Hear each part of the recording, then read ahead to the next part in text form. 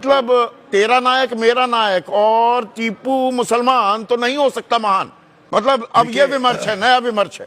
देखिए संदीप, एक बात मैं बता दूं कि मुझे तो लगता है कि भारतीय जनता पार्टी और आरएसएस के लोगों को जाके टीपू सुल्तान की पूजा करनी चाहिए। मैं क्यों ये बात कह रहा हूं? मैं इसलिए ये बात कह रहा हूं क्योंकि टीपू सुल्तान ने जब परशुराम भावे 1791 में जब श्रृंगेरी के मठ को उजाड़ दिया, तब वहां के शंकराचार्य सच्चिदानंद, उनका नाम था सच्चिदानंद जी महाराज, उन्होंने टीपू सुल्तान को 30 चिट्ठियां लिखी थी। टीपू सुल्तान ने श्रृंगेरी के शंकराचार्य का न केवल बचाव किया, बल्कि श्रृंगेरी के मठ को जिसको उजाड़ दिया गया था उसको उन्होंने दोबारा स्थापित करवाया, दोबारा पुनरुद्धार उसका कराया। बिल्कुल। और 6 जुलाई 1791 की चिट्ठी सच्चिदानंद जी की जो चिट्ठी थी वो टीपू सुल्तान को थी। टीपू सुल्तान ने चिट्ठी में लिखा था, जिन लोगों ने इस पवित्र जगह का आपके लिए पाप किया है उनको यह मुल्क कभी बर्दाश्त नहीं करेगा।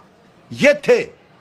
तो अब अगर, और उसके अलावा 16, मैं आपको डेट बता देता हूं, 1916 को डायरेक्टर ऑफ आर्कियोलॉजी मैसूर ने 30 चिट्ठियां बरामद की जो श्रृंगेरी के शंकराचार्य और टीपू सुल्तान के बीच में थी। तो कायदे से बीजेपी के लोगों को, आरएसएस के लोगों को, शिवसेना के लोगों को जाके टीपू सुल्तान को का सम्मान करना चाहिए। और मैं आपको बता दूं, 2014 के पहले भारतीय जनता पार्टी के मुख्यमंत्री के नेता थे येदियुरप्पा। ये टीपू सुल्तान की एक तरीके से उत्सव में जाते थे, उनकी टोपियां पहना करते थे। तो जिस टीपू सुल्तान ने श्रृंगेरी के मठ का बचाव किया था, जिसका मानमर्दन किया था परशुराम भावे ने, उसको ये लोग कहते हैं कि ये हिंदुओं का दुश्मन था। साइना एनसी ये कह रही है शिवाजी महाराज से जोड़ने की क्या जरूरत थी, तुलना करने की क्या जरूरत? साइना एनसी ने इतिहास पढ़ा होता तो शायद ये सब बातें उनको पता होती। 1782 से 1799 में तो उनकी मौत हो गई थी, 1819 नहीं हो सकता। तो मैं कह रहा हूं 1782 से लेके, ठीक है, बिल्कुल आपने सही कहा, 1799 तक।